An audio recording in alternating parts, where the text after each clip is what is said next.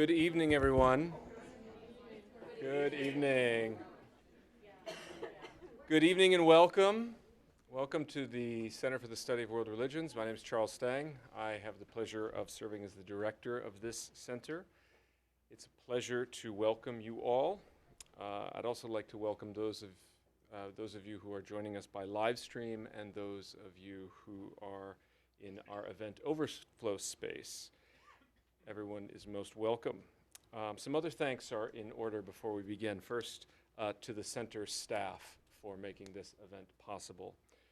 To my colleague Dan McCannon for first bringing Leah Penniman and the important work of Soulfire Farm to my attention.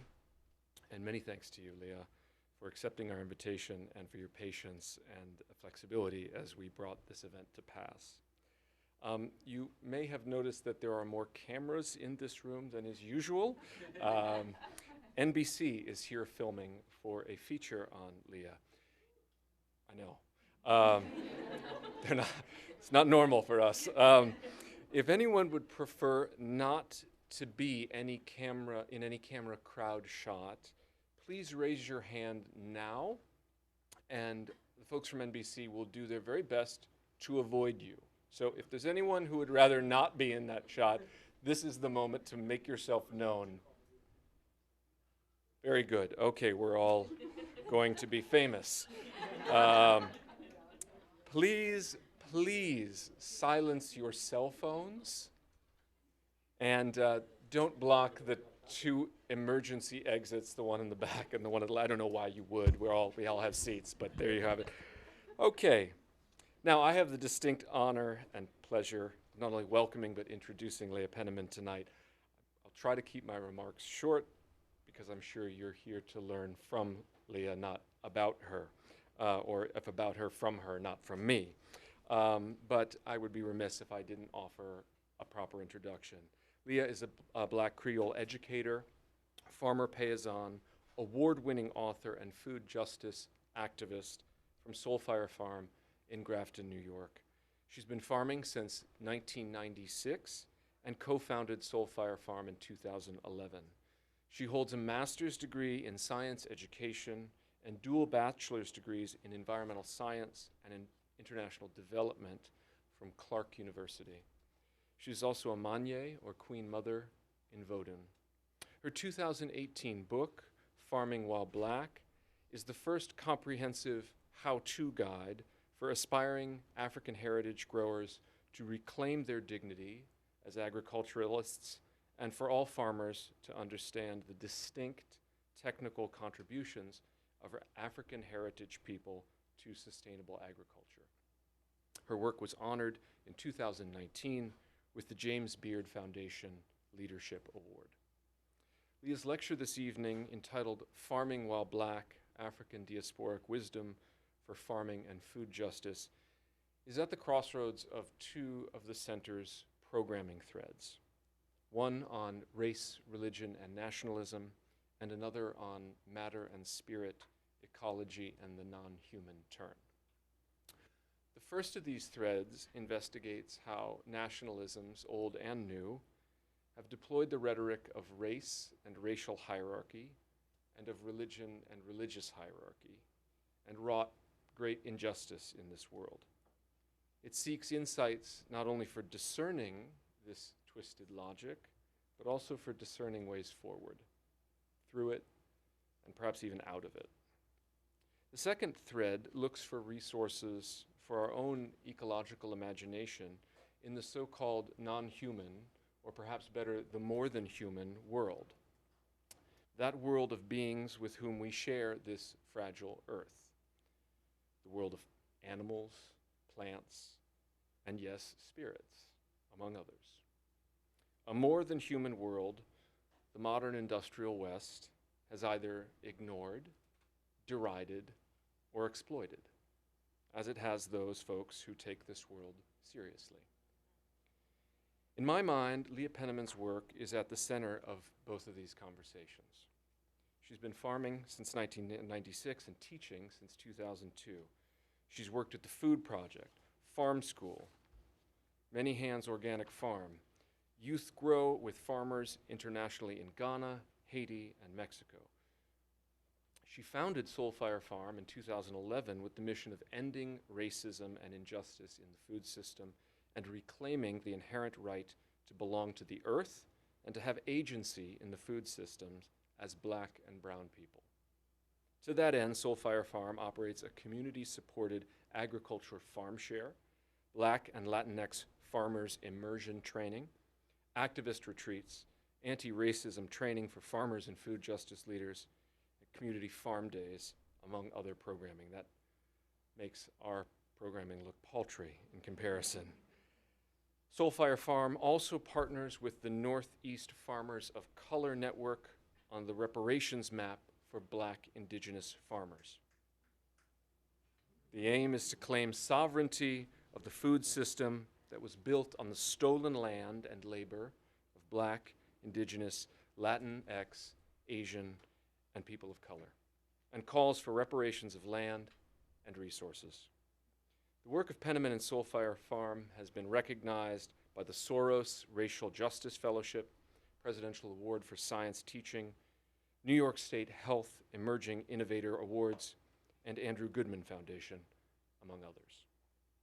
Finally, I'd like to call your attention to an upcoming event at the Food Law and Policy Clinic at Harvard Law School on a topic that's very germane to this evening's lecture. On October 16th, from 6 to 8 p.m.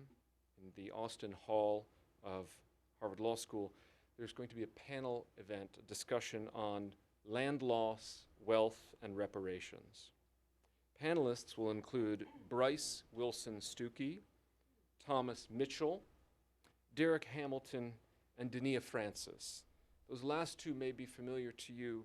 They were both involved in the recent Atlantic Monthly article on the Great Land Robbery. Emma Scott. Emma, where are you? Emma's in the back with her hand raised. Emma is from the Food Law and Policy Clinic. She's here this evening. If you're interested in learning more about that event or the work of that clinic, please see Emma after the lecture. Thank you again for coming out this evening. Leah, thank you once again for joining us, and please join me in welcoming Leah to the CSWR.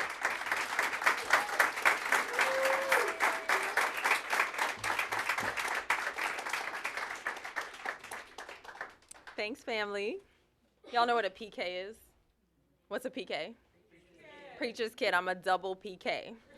So I'm really, really, really happy to be here in this preacher place. My mom was one of the first Black people, the first Black woman to be ordained as a Unitarian Universalist minister. And she attended school here. She went here for a doctorate in divinity. And my dad is a lay leader also in the Unitarian Church, goes around with his guitar and sings as an itinerant preacher on Sunday mornings. And, I was the director of religious education for my mom's church by the time I was in middle school. So this is my home. I was gonna apply here, and my parents were like, why don't you go into science, You just might find, that it doesn't destroy your faith, you make a living and so forth. But I found a way to integrate, the science back in together with the spirituality, as you'll see. It's really an honor and pleasure to be here with all of you. I feel excited, I feel deeply pleased to talk about two of my favorite things, which are the earth and the ancestors and what they want us to be up to. So without further ado, anyone Haitian in the house? Creek? Creek? So in Haiti, when it's time for a story, there's a call and response. The storyteller says creek, and everyone else says beautiful. And we always begin with thanking our ancestors, right? Because none of us got here by ourselves. All of us are standing on the shoulders of those who came before, who sacrificed for us. And I want to call into the room one particular ancestor of mine.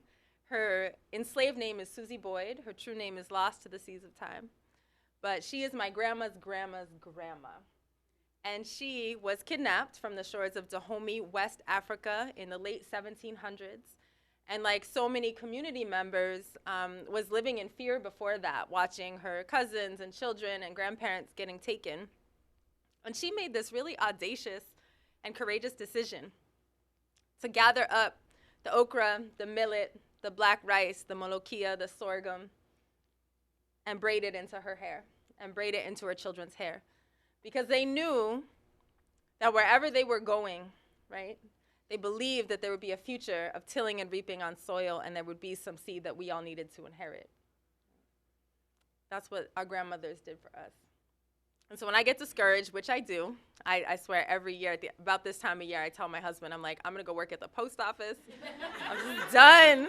This is some hard stuff, trying to save the world and everything, and farm. But so when I get discouraged, I think about the fact that they didn't give up on us, right? And so who am I then, facing relatively light challenges, to give up on my descendants? And so I invite you in this moment to think of an ancestor who put a metaphorical seed in their hair for you to inherit. And at the count of 3, we're going to call their names loud and strong into the room. 1, 2, 3. Samuel Cornelius Smith, Ashe. We also, of course, want to shout out the original inhabitants, original stewards, and friends of the lands upon which we sit. For us at Soulfire, it's the Stockbridge Munsee Mohican people, who were taking care of that place for over 10,000 years before colonizers came and kicked them out to Wisconsin in the 1800s, to a swampy, really desolate area in northern Wisconsin that I've had the privilege to be invited to and to start to build friendships and accountability. Here, we give thanks to the Massachusetts, the Narragansett, the Nipmuc, and other neighbors, the Abenaki to the north, the Mohegan to the southwest, for taking care of these lands and for continuing to take care of these lands. Folks are not extinct, they haven't disappeared, and I think it's very important not just to name, but also to act in solidarity, like find out what's going on, find out how we can all support. Because even if we are involuntary settlers to this land, we still are enjoying the privilege of being here, and I think need to be accountable for that. So shout out to the original friends, and then my third and final shout out is to my team, squad. We have this thing called the Hero Industrial Complex. Y'all heard of that? It's like when you put the whole weight of responsibility of the movement on like one figurehead or 2 or 3 figureheads, like Martin Luther King was the civil rights movement. What is that? Come on. So it's very, very important to dispel that at every chance we get. The only reason I can be here with you is because Larissa's taking care of the chickens, right? And because Letitia's packing the CSA boxes and Jonah's picking up the kids from the soccer game. And so it's always a squad, it's always a team. Anytime anything worth doing is being done. So shout out to my people. Anyone like history? All right. Who wants to read this quote? Okay. People without the knowledge of their past history, origin, and culture is like a tree without roots. Truth. Truth. So we're going to take a little journey through some history to understand how we got to be in this food system that we're in today, and what we're doing to repair it. This beautiful painting here depicts a moment of ancestor Susie Boyd braiding the seed into her hair. Particularly, that is a black-eyed pea or a cow pea, which is an African crop. Anyone ever get their hair braided before? Okay. Describe the experience. Like, what happened? Painful. Definitely. You might even get hit off the side of the head with the brush if you're squirming. It's long. And what happens during those long times between your auntie's knees, getting your conversations? You're learning. You're passing on stories. Maybe you're singing a song. You're getting to hear the wisdom, right? And so I imagine these seed braids getting done. And it wasn't just the seeds that got braided into the hair, right? It's the stories. It's this is what you got to remember on the other side of that journey so you don't forget who you are. And a lot of folks don't know that as Black people, our relationship to land is not actually circumscribed by slavery and oppression. We got thousands and thousands and thousands of years of noble and dignified innovation on land, right? Things that so-called organic farmers do today that we take for granted as just what you do, like raised beds, right? That comes from the Ovambo people in Namibia. Transplanting. We think the Mende rice farmers, right, of West Africa, and the Wolof farmers. Things like having a work party, right, where I'm going to go over your house this weekend, we'll plant some beans, and then we're going to go over your house next weekend and plant some beans, and then your house, and then our harvest is all staggered. And by the way, the host provides the music and the soup. And if it's a particularly arduous task, the music will be a brass band, like to keep it going. It's the origin of rah-rah music. And so the kombit, right? The idea of credit unions originated in the Susu with West African women pooling their resources together and taking turns, giving each other loans and grants. Composting, Big ups to Cleopatra, right? 59 BCE. She made a law, like on the papyrus scrolls law, that said if you kill a worm, you'll be put to death. Now, to be clear, I'm not in favor of capital punishment, but I do think that's pretty badass. She actually had a whole cadre of priests whose full-time study was dedicated to the understanding the habits of earthworms to get them to proliferate throughout the Nile River Valley, because she realized that their worm castings made everything fertile, made everything grow, right? And of course, you know, Western scientists went over there in 1949 from the USDA, took some soil cores, and they were like, it's really true. You know, the worm castings here are extra. So something was going on back in 59 BCE, right? Rotational grazing, permaculture, which by the way is just like white college educated folks rebranding our stuff and selling it. But like that comes out of indigenous and African traditions. And so I imagine these braids happening. And it's like, don't forget what right relationship is with the earth. Don't forget how to feed your community. Don't forget how to pitch in work. Don't forget how to pitch in and share resources and all of this coming with us. But of course, the project of colonization, right, isn't just to pilfer and steal a bunch of stuff. It's also to make us forget who we are, because that reduces our capacity to resist, right? So let's take a little journey through like understanding how that knowledge got suppressed, stolen, erased, and what we're doing to reclaim it. High school U.S. history, what's this? Mm-hmm. What's manifest destiny? The idea that it was It was the hour, right? right to kind of take over the land and kind of move into basically taking all this land that was just there for people to take and have and use. And you see Lady Columbia, right? And what is retreating in the wake of the manifest destiny? The original people and the buffalo, the ecology. So this idea actually started, this is an 1800s painting, but this idea started in 1455 out of the Catholic Church. It's called the Doctrine of Discovery. Pope Nicholas put out a papal bull that said, you know, go forth, enslave, colonize, pillage the pagan nations. So white Christian nations were authorized to take the land and enslave the people, and were considered doing God's will to, when they did that. So it was the beginning of the Age of Discovery, the Nina, the Pinta, the Santa Maria, 1492, you know, all that stuff came out of this Doctrine of Discovery. And it wasn't over, you know, when the United States officially formed. The Supreme Court upheld the Doctrine of Discovery first in 1823 in the McIntosh case. It's nicknamed the Finders Keepers Law. In other words, if a white Christian puts a flag down somewhere, that land then becomes part of that white Christian person's nation, right? And so indigenous people are considered domestic dependents. They have the right to occupy the lands that they're assigned, but not actually the right to own their own territories. And you see this today, reservations aren't actually owned by indigenous people. They're in a federal trust under the Bureau of Indian Affairs, and indigenous people have the right to occupy it so long as the BIA says that that's fine, and so long as they decide to uphold whatever treaty that they're, you know, holding at the moment. The Doctrine of Discovery has been upheld by the Supreme Court many, many, many more times, most recently in 2005, when the Oneida Nation sued New York State and the power company and 20,000 residents for 60,000 acres back that had been taken through breach of treaty. And they were told by Justice Ginsburg that under the Doctrine of Discovery, they had no rights to their land. So I did go into science, right? Biology. And so I think about DNA. It's like a double helix. How many strands is that? It's not a trick question. Two strands, double, and double helix. So if the food system had DNA, I imagine that one of those strands would be the stolen land, right? What do you think the other one would be? Exploited and stolen labor, absolutely. So this picture represents the 12.5 million African people who were kidnapped from their homes, brought in the bowels of slave ships, and forced to labor on Turtle Island against their will. And after I read Judith Carney's book, Black Rice, I came to understand that there was really nothing random about the kidnapping, which makes sense, right? Europe, Northern Europe, climate. What are we talking about? What's it like? Cold. Okay. What's it like in Cuba, Brazil, Florida, Georgia? Okay. Who knows how to farm that stuff?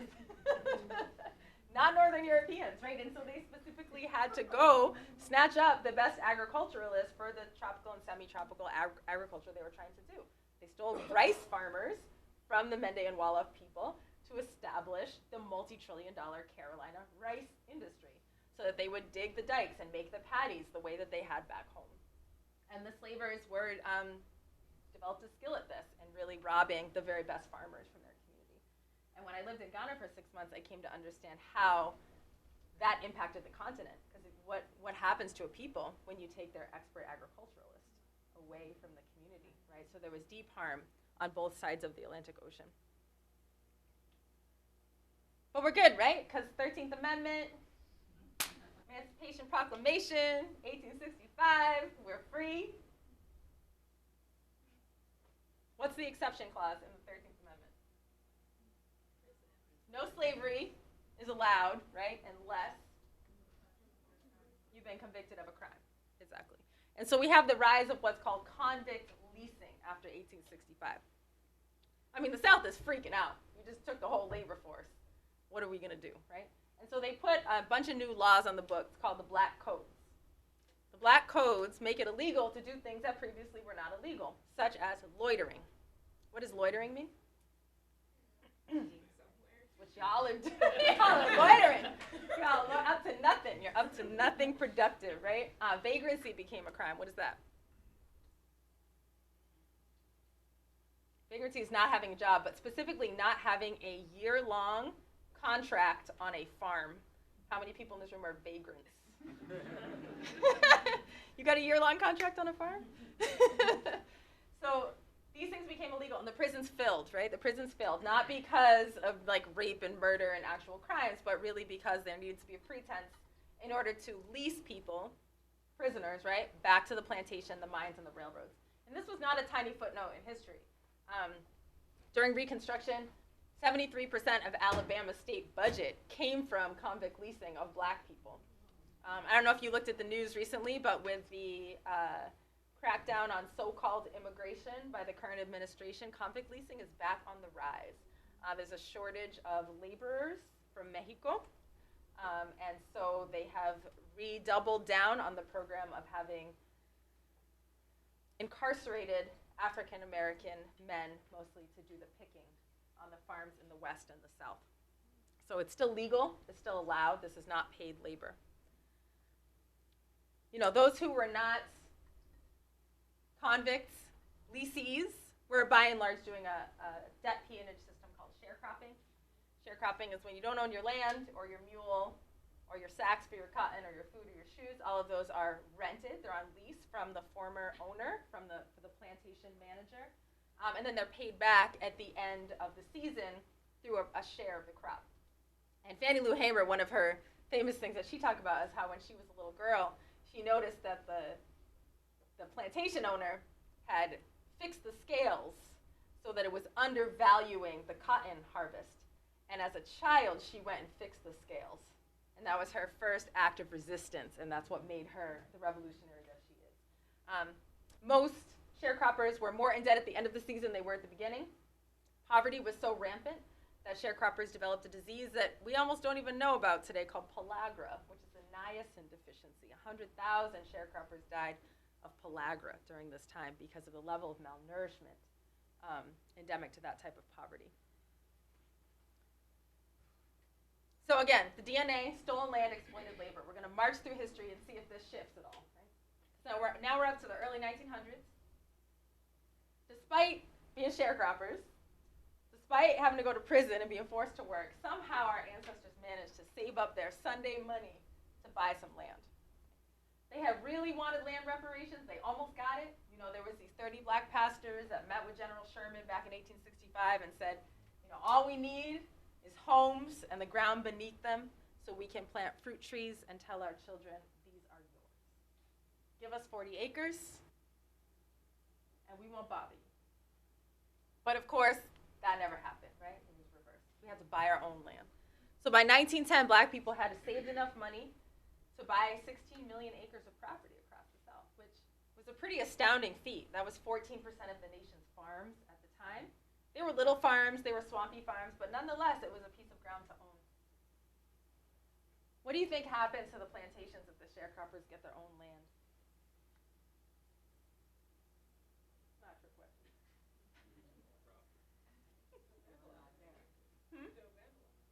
Yeah, they lose their labor force, right? And so black land ownership was, again, a significant threat to the status quo of the sharecropping system. Cotton was king, you know, it's like we need the labor to go ahead and pick those bales. And so we had the rise of the White Citizens Council, the rise of the KKK, the rise of the White Caps. These are white supremacist groups that specifically targeted black landowners and anyone who was trying to resist white supremacy in any way. And they would burn down your house, kill you, you know, lynch you, shoot you, block you at every turn if you're trying to get a loan or from the bank or buy some equipment.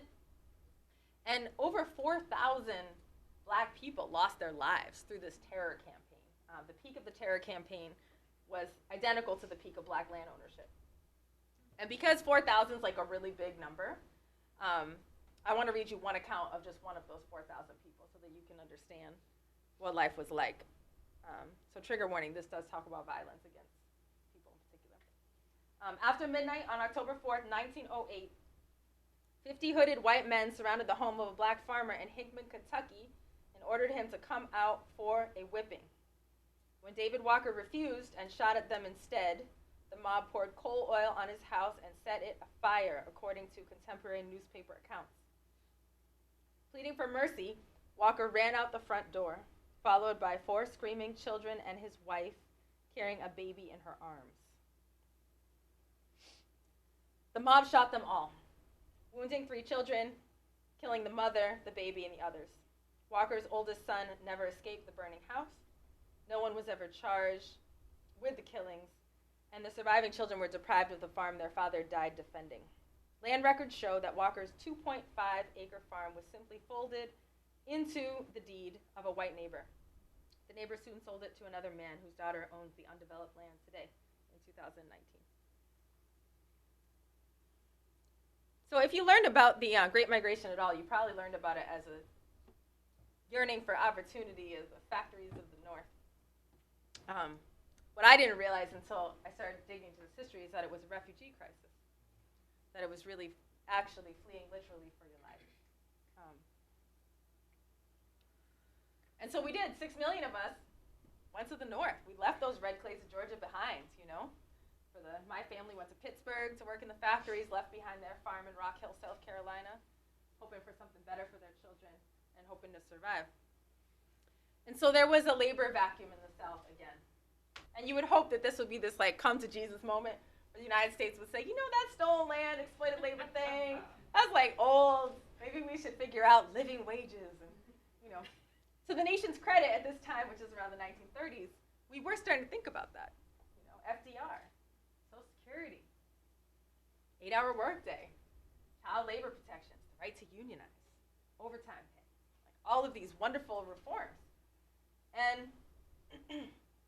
there was these, you know, closed-door conversations where those Southern Democrats, the parties were different then, got in a closed room and they said, we're not going to vote for any of these labor laws if they benefit in any way black and brown people.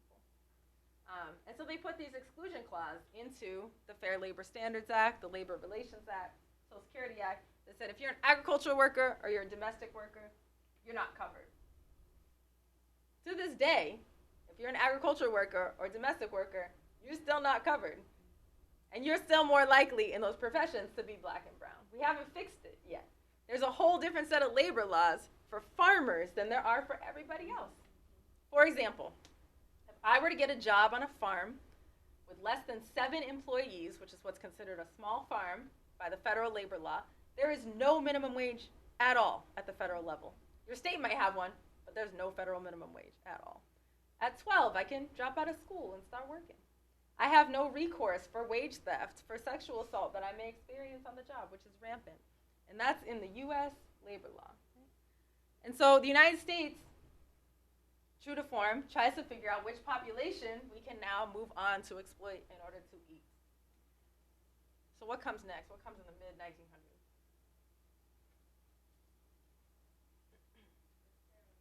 Bracero program, right? First it was the Filipino and Chinese workers until the Chinese Exclusion Act. Then it was Mexican, and Central American workers through the Bracero program, which has now morphed into the H-2A program. But essentially, it's a guest worker program where you get these really limited visas to be able to come, do labor at lower wages and tougher working conditions than, U.S. citizens with documents would do, and so forth. I just read there was actually an experiment in 1965 called the A-Team. Anyone hear about this? It's an obscure moment in history. But it was, there were protests going on about how poorly farm workers were being treated. And so because the program was in crisis, they tried to replace these bracero workers with white jocks from the suburbs, high school students. They recruited 60,000 white jocks from the suburbs and had them go pick things. They rioted. They were like, this is awful. I'm like passing out a heat stroke. I can't do it. That they were able to say the things, right, that indigenous people who were essentially forced off their territories to come do this labor couldn't say. So again, a footnote in history, but I thought really fascinating. And to this day, this is where almost all the labor comes from. BT Dubs is through H-2A programs and guest worker programs. Not all the black people left the South, as you probably know. A lot of people held on. A lot of people resisted and protested because what they were up against wasn't just the lynchings and the White Citizens Council and KKK. It was the federal government itself.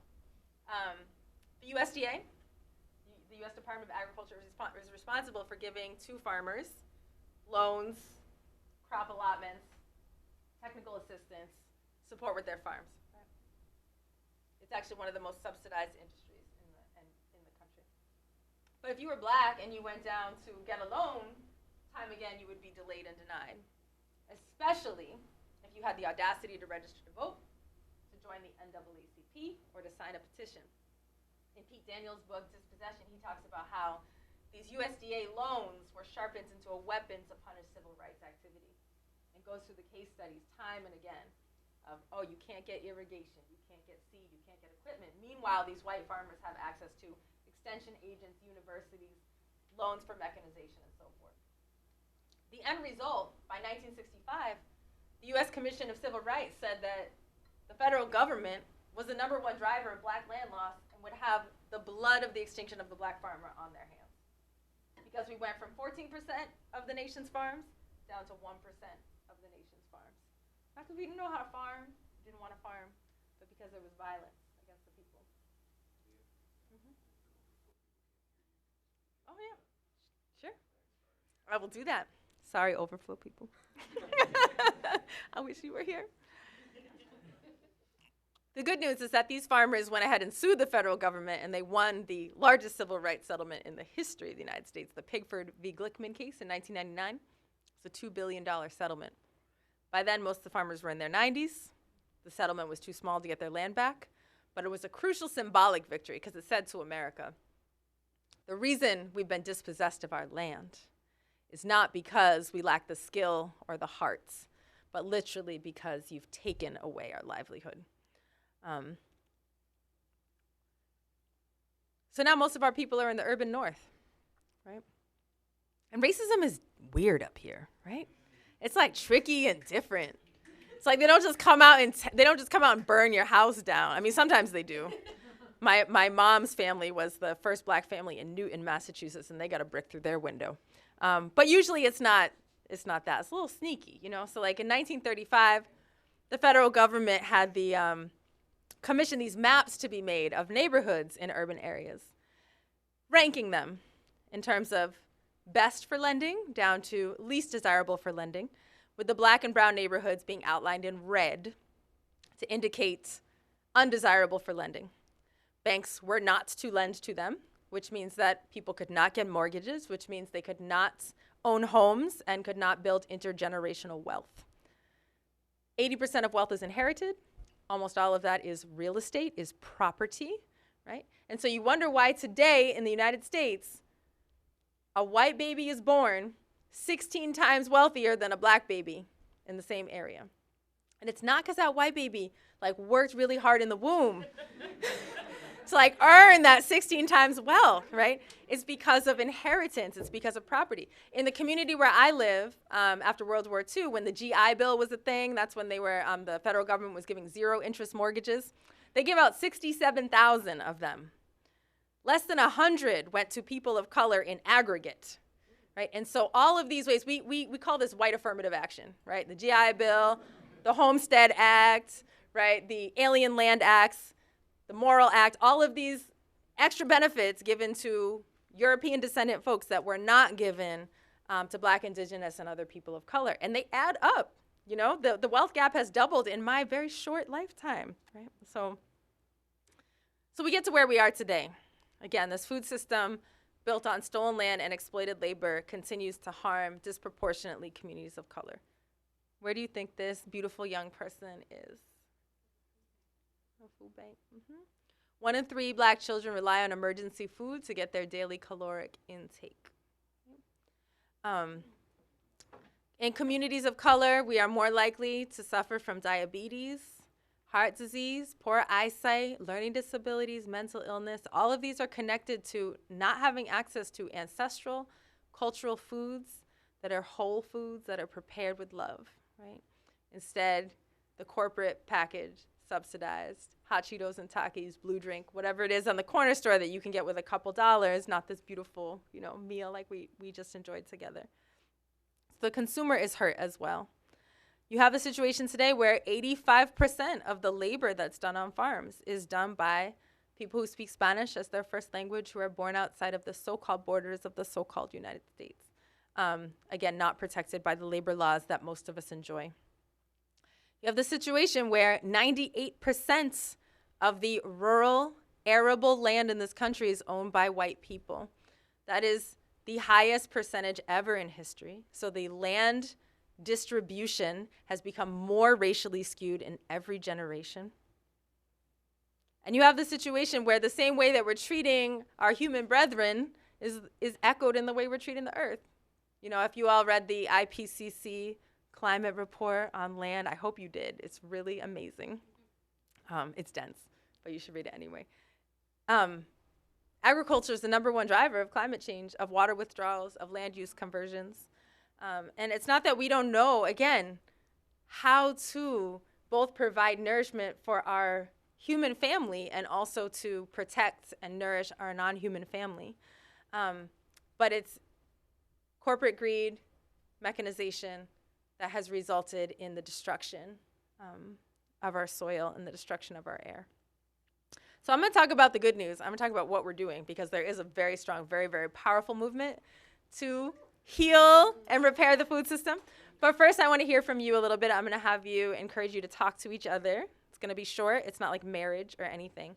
Just 3 minutes to talk to the person next to you about where were your people in this history? How were you connected to these past events? So I'm going to put a timer on. Find a friend. Don't be shy. And talk to each other.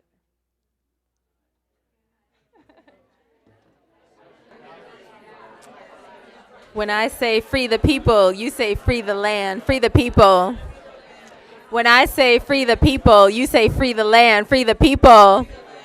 When I say free the people, you say free the land, free the people. Free the people. By any means necessary. Thank you. We got some Malcolm X grassroots movement, folks. Can we have 1 or 2 brave souls to share something that came up in your conversation? With consent from your partner, of course.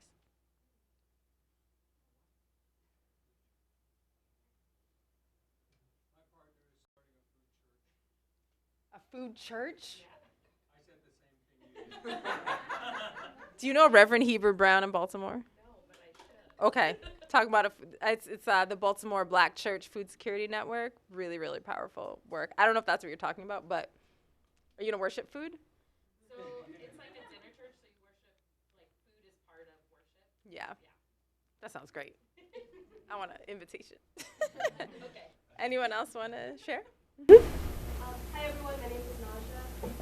We spoke about many different things, but I'm excited to hear what you're talking about, because part of my history, my mother is half Liberian, half Loma, and her people are from the upper Guinea rainforest, which is on the borderlands of Liberia and Guinea, and the upper Guinea rainforest is one of the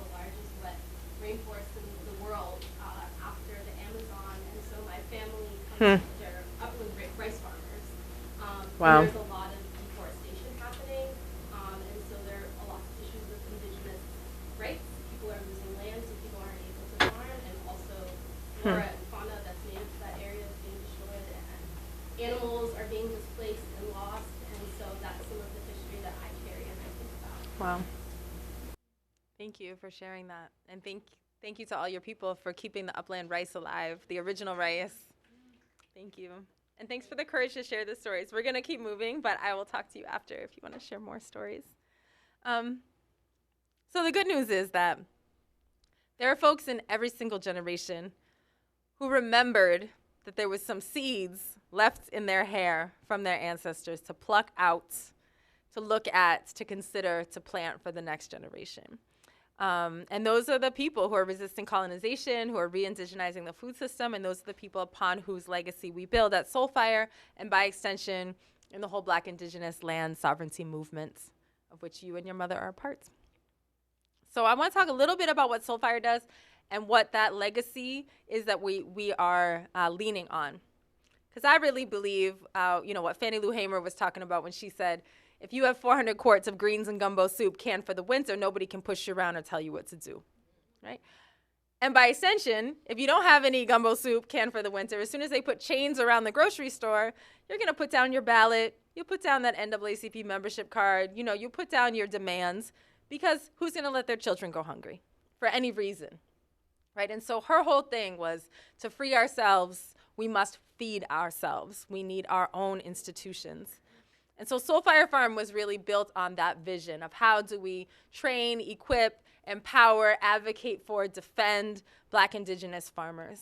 And we do that in 3 basic ways. We run an actual real farm, which I know sounds like obvious, but there's a lot of like Twitter farms and like theoretical farms going on.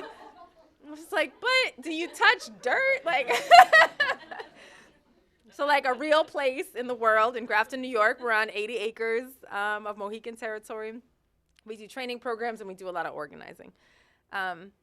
So, the first of the 3 stones that hold up our cooking pot is to actually feed people and the soil. Is to be rooted in a survival program where every single week we are boxing up, vegetables, pasture-raised chicken, eggs, herbal medicines, value-add products, and we're bringing it like to people's doorsteps in the 518, that's our area code, Albany, Troy, Schenectady, to the people who need it most at whatever price they can afford.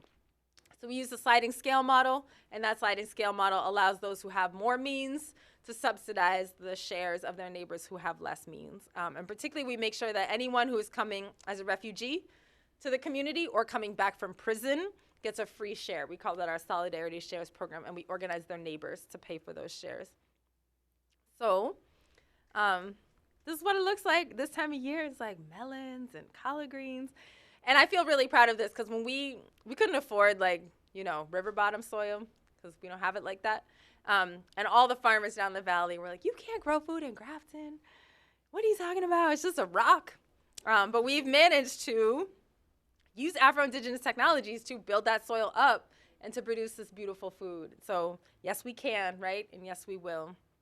But we didn't come up with this idea of feeding our community, of course, right? Here's some rememberers. Here's some people who remembered the seed in their hair. Who are they? And this particular program is the free breakfast program that fed 20,000 children every morning in Oakland and became the inspiration for the breakfast program that is in most public schools in urban areas today. So yes to armed self-defense, yes to the 10-point platform, but most of their time was actually running clinics, driving elders to their appointments, helping people visit their loved ones in prison, free groceries, and so forth. And so we really do root our work also in a survival program. Raised beds, leguminous cover cropping, heirloom seeds, rotational grazing of chickens, right? All these things have in common that they are regenerative Afro-Indigenous farming practices that do things like sequester carbon, right? Increase the depth of the topsoil, bring the pollinators back, make the soil better every year. Like, can you imagine? I read this horrifying statistic that within 1 generation of white folks arriving to the Great Plains, they had driven 50% of the organic matter out of the soil through aggressive tillage. So you went from an average of around 8% organic matter to 4% in just a generation. And so when we got to our land, it was that 3-4% organic matter. It's now 12%. And to us, that number symbolizes the re-indigenizing, right, of the soil. It's like calling the carbon, calling the life back into the land, out of the atmosphere where it's doing harm, back into the land where it produces food and supports that ecosystem. Our buildings also are made of straw, clay, wood from the land, you know, passive solar, cluster development. These are indigenous technologies as well. But again, we didn't come up with that either. Who are these rememberers, these seed bearers? Anyone know the person on the left? George Washington Carver. If anyone ever went to an elementary school hallway during Black History Month, it was like him and then like a peanut, like right next to him. Because he made all these inventions with peanuts and stuff. But a lot of people don't know why this brother was obsessed with peanuts. Does anyone know what family they're in? They're legumes. Legumes are the best BFFs in the plant kingdom. They literally know how to make friends with bacteria. So a legume will be like, hey, rhizobial bacteria, I want to hang out with you. So I made you a little pad in my roots, and I put some sugars in there, and it's warm and cozy with just the right mix of gases. And if you come move in, all you need to do is inhale the nitrogen from the sky, turn it into an organic form, and give me some. And they've been doing that for thousands of years. It's why there's nitrogen in the soil. So he knew this, and he knew that these depleted soils of the South, see science nerds over here. I'm like, I see you. These depleted soils of the South needed legumes. They needed the black-eyed pea, right, in order to heal. They needed the peanut in order to heal. People thought he was nuts. I mean, think about this. You plant cotton, you harvest it, right? And then you sell it and you get money, right? You plant peas and then you till them into the ground. That doesn't make any sense. So he had to pull out his biblical knowledge. He was like, it says in Proverbs that whatever you do unto the least of these, you do unto me, right? And God is talking about the soil life, right? And so you need to feed the soil life. And he convinced a whole generation to go organic. He was the first ag professor to teach regenerative farming. He was telling people to compost, mulch, all this. And then this is the next generation at Tuskegee University, Booker T. Whatley. Anyone ever heard of Farm to Table? CSA? Okay. So again, people thought he was also nuts because wholesale was really hard for farmers. Black farmers were getting pushed out of markets. So he's like, I have an idea. I have a theory that city folks are yearning for country life. They miss it. So we're going to make them have a little taste, right? We'll like make newsletters for our farms. We'll have these days you can come out and pick crops, and you'll actually pay the farmer to pick the crop, and then you like take some home with you, right? And again, people are like, what? Pick your own. Has anyone ever gone apple picking, strawberry picking? You've been had. You've been had.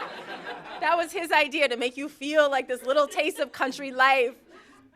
But it works. Like, I mean, most farmers going in today into the diversified horticulture have some kind of CSA, pick your own membership, newsletter, something like that, to make people really feel that country connection. So thank you, Booker T. Whatley, for Farm to Table. But perhaps more important when we talk about farming techniques is the spiritual dimension, right? So I'll tell you this quick story. I studied with the Queen Mothers in Ghana. That's a whole lecture unto itself. They're amazing. They're like the conflict mediators. They do all of the storytelling for the whole community. They raise the orphans. They run a boutique business. They'll do your wedding, your funeral, circumcision, like Queen Mothers do all the things. But they had a fun game they like to play with me to try to understand the strange customs in America. And so they'd have a daily question. So one day they were like, Amidede, which was my name there, come. Is it true that in the United States a farmer will put a seed in the ground and they won't pray or pour libation or dance or sing or even say thank you to the ground? I was like, it's true. It's true. They said, that's why y'all sick. Y'all sick because you treat the earth like a commodity from which you can extract without limit and not as the living, breathing, or risha, lua, spirit that she is, deserving of consent and reciprocity. So we might be looking a little silly, but we just planted seed, so we're dancing to give thanks for the soil and to pray for the rain. to sing our ancestors' songs, to feel our ancestors' movements in our bodies. We have a rain festival. We have the harvest, the yam festival. We make offerings of cornmeal every Tuesday before the harvest day. And that's real, real important because the earth actually is alive. Memo. She's alive. So that's the first thing, the farm itself. That's the main thing.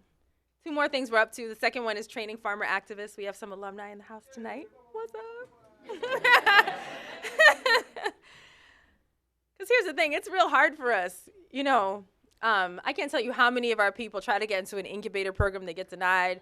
They try to do willing workers on organic farms, and, you know, some racist farm owner asked them why black men abandon their families over bean picking, you know, and they want to go to an ag extension university, but they're in these rural communities that are hostile or they can't get a scholarship. It's very, very, very difficult to get into farming. And a lot of folks think we don't want to farm, but I'll tell you, created this little program called BIPOC Fire, Black, Indigenous, People of Color, Farming in Relationship with Earth. I put a Facebook post up back in 2013, and like it was full in 5 minutes. Our waiting list for our training programs is years long. Our people are yearning, right? Because some of us confuse the scene of the crime, which was the land, with the crime. But the fact is the land has always had our back. Always, always, always had our back. In fact, we survived because of that connection with the land. So when we fled to Pittsburgh, to Boston, right? When we fled to Philadelphia and DC, we left a whole piece of ourselves back there in that soil. And I think our generation, I call it the returning generation, is we're realizing there's something to go pick up in order for us to be whole, in order for us to fill that aching, nameless space right here of like, what's the meaning of all this space? We come to the earth and it's clear what it is. We started doing a lot more programs in Spanish because it'd be super duper whack to exclude 85% of the actual farmers in this country. So we just finished a week-long Spanish immersion. That was my whole life. It was my whole heart. Like, folks from Vieques were there, and Mexico and California who are farm workers yearning to actually be their own bosses, which they have the right to be. These are alumni, some of them. They're super dope. You know, I think about, we're like, well, if you have a long waiting list, why don't you just be bigger, like a Soulfire franchise? Like, super capitalist. And I'm like, well, let's think about this. Like, we always copy the forest, right? So in the forest, if a tree has access to a little more sunshine because it's on the edge, it doesn't actually grow like 6 times as tall as the other trees. It simply takes the extra photosynthate that it makes, dumps it into a network of mycelium, and feeds it to the other trees. So they all grow together, and then they can all have their mast year together and overwhelm the squirrels and all the things they need to do. So like, the trees, right? These are trees, you're our trees. And so whatever comes our way, we're trying to share and support. And so one day it'll be so commonplace to have Black, Indigenous-led food sovereignty projects that it's like, why would you invite them to Harvard? Because it's been done, right? So shout out to the Catatumbo Co-op in Chicago. It's an Indigenous-led business. Love Fed in New Haven. These are beautiful folks who are they will turn your lawn into a home farm. My kids gave me the back-to-school cold, man. Medelise, who's doing a whole in Spanish immersion in the Bronx. Keisha, who's working with livestock farmers in Georgia, helping them transition to organic, right, and so on. And our babies. We have these youth. They're like our Black FFA, Future Farmers of America. We've been working with them for 3 years. We're going to do 4-year cohorts, and these are the young people who just watch out because they're going to lead the way. Here they are with their ancestor staffs because when anyone asks them what their goals are, what their dreams are, they know that they should check in with their ancestors for some instructions first. So here they are, learning how to do that. I'm trying to mention that. But again, this whole idea of like a farm, that's also education. We didn't come up with that either. Anyone recognize these seed rememberers? Fannie Lou Hamer. Anyone else? The charades, yep. So Fannie Lou Hamer, we already talked about her gumbo soup, but she wasn't just talk. She started Freedom Farm Co-op, where she brought together sharecroppers who'd been kicked off their land that they were, living on because they'd registered to vote. Brought them together, formed a community. They had a livestock bank that the Heifer Project kind of copied. the whole pig bank situation, right? Shirley and Charles Sherrod started the first ever community land trust in the United States. It's called New Communities. They had 6,000 acres in Georgia. And the idea with the land trust is it's communal ownership. It's like returning to the what do you call it in Europe when they broke up all the lands? Pre-enclosure, where we can own land together but still have the ability to own our homes as a family and pass them on. Right. And the third and final thing we're up to is trying to change the system, which is not a small thing. One of my elders, Baba Halfpenny, civil rights movement veteran, and he was talking about how during the civil rights movement, the black farmers were the backbone. When you think about it, it's not like the Hilton's gonna put you up for your SNCC conference. It's not like you can go have tea, you know, with Black Panthers, you know, some corner shop. So they had to be clandestine. They had to have places to meet, places to eat. So the black farmers put up all of the meeting space, the food, the fixing your shoes, the armed protection, the I'm gonna leverage my land as collateral for bail money to get you out of jail. And they literally held these fake Bible studies in their houses. And inside the Bibles would be the pamphlets for voter registration. My mom was one of those people who went down and stayed with black farmers. They would keep a lookout. If the night riders were coming to lynch somebody, they would cut a tree down across the road to give you time to escape. But in the daytime, they pretended they didn't know you, right, to keep you both safe. So without black farmers who own their own land, there would have been no civil rights movement. So Baba Halfpenny's like, what you doing again? Some youth programs and like carrots? That's cute. Time to get busy.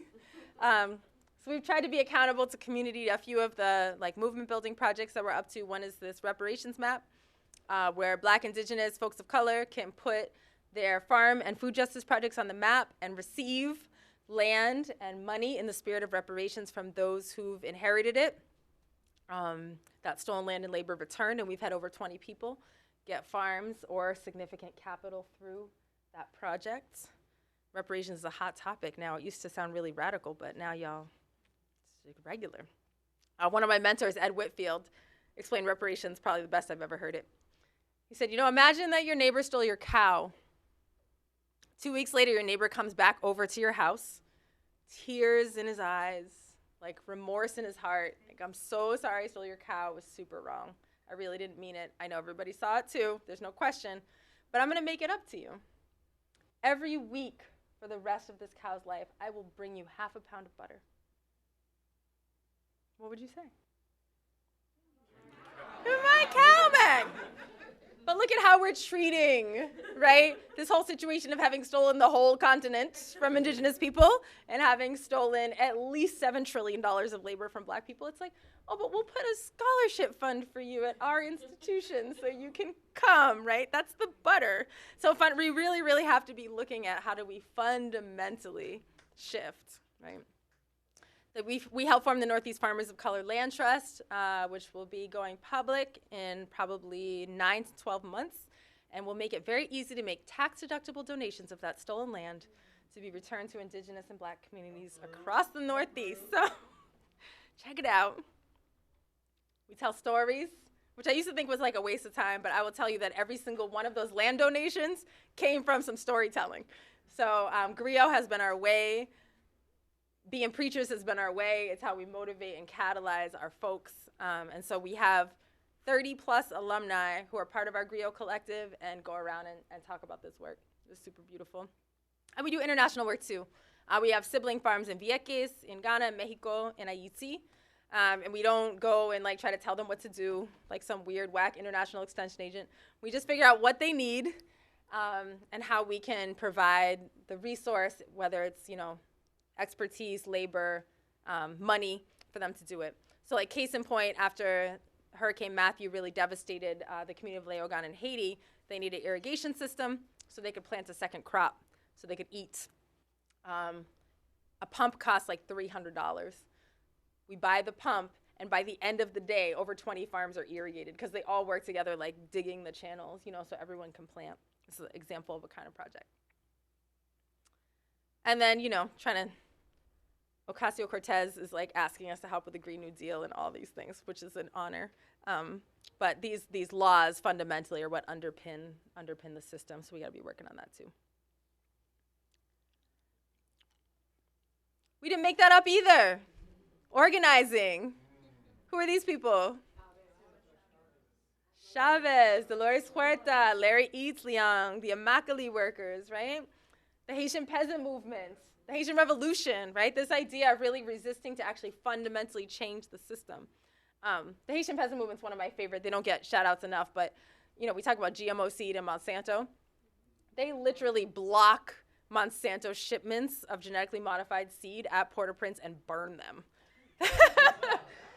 They're like, no, you're going to try to displace our indigenous seed. We know what you're up to. You give free donations of seed and the associated chemicals for 2 years, which is long enough to deplete our native seed stock, and then we're dependent on your corporation. Here's the fire, right? They won a global food sovereignty prize for their resistance. So I want to we'll leave time for questions, and also just mention that there is always a what you can do piece that's really important. How many people eat food in this room? Okay. How many people live on land? Okay. Anyone live in a boat? It's always got to be one person in a boat. I'm not accountable for the land thing, right? So then in some ways we're all complicit, right, with a system that fundamentally relies on stolen land, exploited labor, and those fruits of the labor are disproportionately beneficial to one community. And there's lots of things we can do, because the food system, as my daughter Nashima puts it, everything it takes to get sunshine onto your plate. There's a whole lot of points of intervention. For some of us, it's about creating school gardens for our babies to learn how to grow food, right? For some of us, it is about calling our Congress people and being like, so what is up with the H-2A program? How can we create pathways to citizenship for these folks, right? For other people, it's about educating your family and friends. But the good news is that you don't have to make it up and shouldn't make it up. Because who's experts in racism in the food system? People of color in the food system. And the good news is people of color in the food system have created action steps for all of us. We have them on our website on Take Action. So you should definitely take a look at that, because you don't want to be one of those people that's like, I know what y'all need, right? It's like kale salad classes. I'll teach you. You don't want to be that, right? And so really following the lead of the impacted communities is super important. And here's some faces to some of those food system leaders. Karen Washington, right? Malika Keeney, Dennis Derrick, Gail Myers, all these beautiful people. So don't let anyone tell you that Black and brown folks aren't doing the work. It just often gets obscured.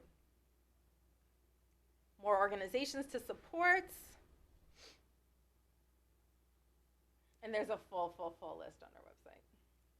But I wanted to end with my all-time favorite quote, and this is especially poignant now because this person has recently transitioned to the Ancestral realm who wrote this. But I need a volunteer to help me read it, because we're going to go back and forth. Anybody? Come on.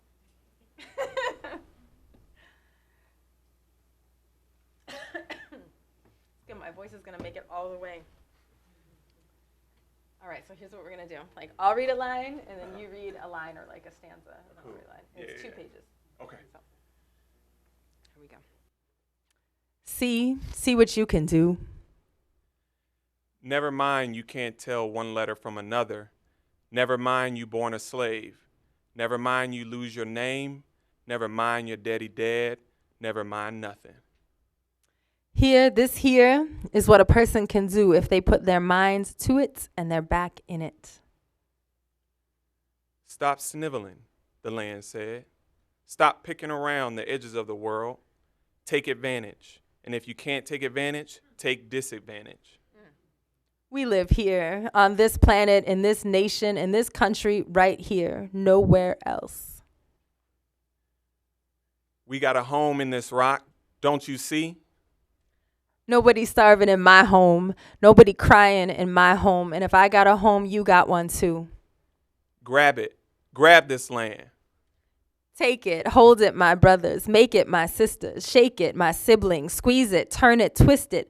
Beat it. Kick it. Kiss it. Whip it. Stomp it. Dig it. Plow it. Seed it. Reap it. Rent it. Buy it. Sell it. Own it. Build it. Multiply it. And pass it on.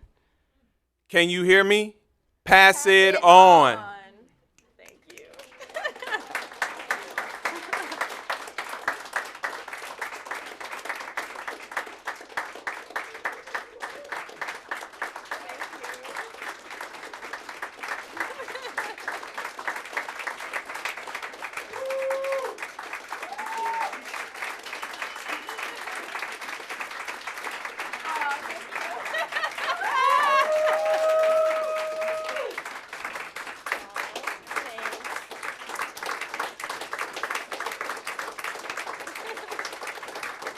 Thanks, everyone.